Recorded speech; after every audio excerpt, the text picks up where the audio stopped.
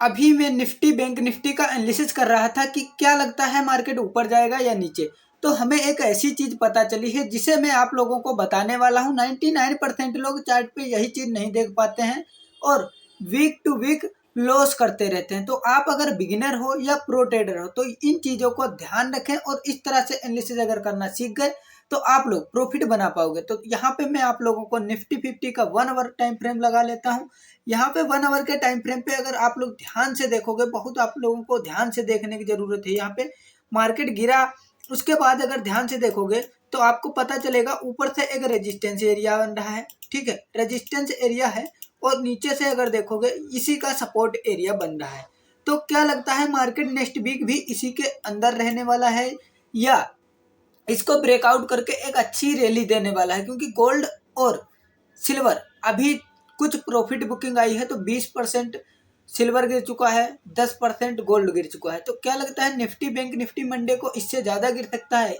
हो सकता है गोल्ड और भी गिरे, लेकिन कुछ चीजें यहाँ पे जो दिख रही वो चीज अगर आप लोग समझोगे तो मंडे से लेके नेक्स्ट फ्राइडे तक अच्छा प्रॉफिट बना पाओगे।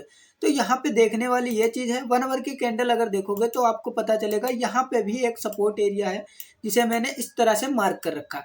अब अगर आप लोग ध्यान से देखोगे, साइकोलॉजी बेस समझोगे, फर्स्ट ब्रेकआउट आने की कोशिश हुई लेकिन ऊपर नहीं जा पाया। इसका मतलब यहाँ पे कोई ऐसा सेलर है जो कि यहाँ पे गिराना चाहता है मार्केट को। लेकिन दूसरी चीज यहाँ पे ये देखने को मिल रही है, मार्केट गिराना तो चाहता है लेकिन यहाँ पे बायर भी बहुत ज्यादा स्ट्रोंग है, अपना लोअर यहाँ पे शिफ्ट किया है। यानी कि पहले लो यहाँ पे था, अब लो यहाँ शिफ्ट किया है।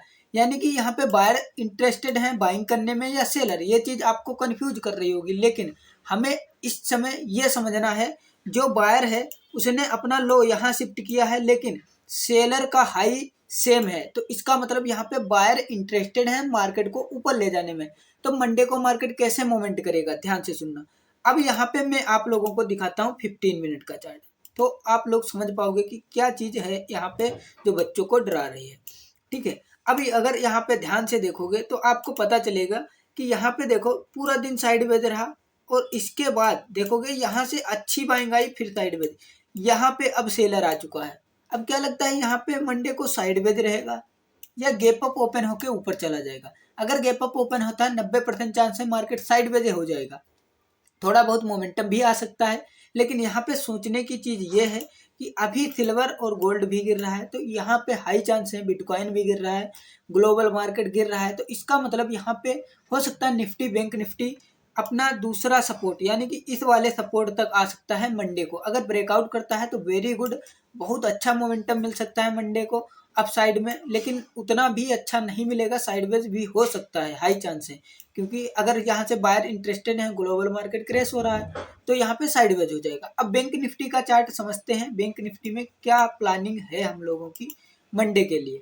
बैंक निफ्टी में हमारी प्लानिंग जो है वो एकदम अच्छी है, देखते हैं क्या है।